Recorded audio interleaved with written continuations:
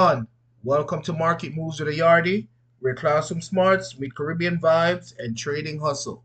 Today's session is on introduction to trading. So please grab a notebook, a pen or pencil, and let's get started. Remember, note takers are money makers. Better yet, if you could grab somebody to watch this video with, go right ahead and grab them and let's learn together. So let's begin with this warm up activity.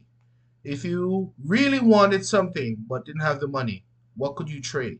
Record the response in your notebook. If you are working with someone, you could record your responses and then share it with each other and have a mini discussion. If not, just write the response in your notebook. So let's explore how this idea grows into something big, the idea of trading. And let's explore how we trade in the financial market. So, what is the financial market? It is where people buy and sell financial assets like stocks, bonds, currencies, and commodities.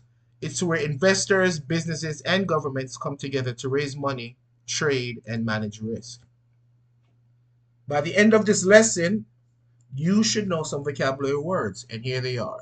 So, the vocabulary words are trade, which is the act of exchanging one thing for another, can be goods, services, or financial assets. Market, a place where buyers and sellers meet to exchange goods and services or financial assets. Buyer is the person who wants to get something, and seller is the person who owns something and wants to give it up for value. A stock is a share in the ownership of a company. When you buy a stock, you own a piece of that company. However, when you trade a stock, you don't own the stock. You are just putting in a contract based on your analysis whether you want to buy or sell that asset. Profit is when you sell something for more than what you paid. Loss is when you sell something for less than you paid. Risk is the possibility of losing money or value when making a trade or investment. And currency is money used in a particular country. In trading, people often exchange one currency for another in the Forex market. So, Forex is just an abbreviation for foreign exchange. So a good trade isn't just about what you exchange, it's when you do it. In the financial market, traders try to buy low and sell high, but the right timing is hard to predict. Timing also involves reacting to news, rumors, or trends. So, as I said before, trading is the exchange of goods, services, or money. In the financial market, people buy and sell things like stocks, currency, commodities, and crypto.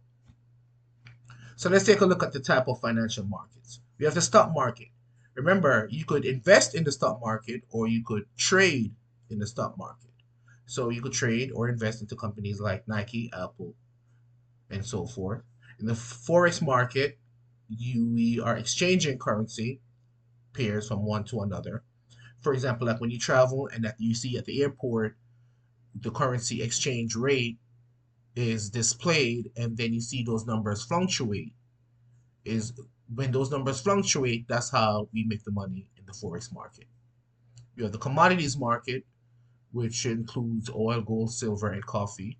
And you have the crypto market, which includes Bitcoin and Ethereum, or the coin of your choice that you want to invest in or trade. So, who controls the financial market? We have some really big players in the market. They move the market.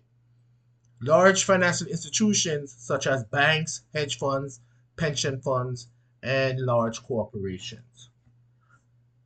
People like you and I also play a part in the financial market. However, we have less influence than the big players. We are called considered retail traders. So, what are some basic rules before you start to trade? You want to check your mindset. You want to make sure you're in the right frame of mind. You want to check the news, the market news before you trade by checking out this website, forexfactory.com. You also want to buy low and sell high. And obviously, you want to grow your money, which is why we trade in the first place, right? Not just to develop the skill, but to also grow our money. So that concludes the introduction to trading. I hope you learned what exactly trading is. But before we conclude, you have an assignment to do. What brought you here? Why do you want to learn how to trade? You could record that response in your notebook for your reference, or better yet, you can write your response in the comment section so we can have a discussion about it. So have a great day as you begin your trading journey.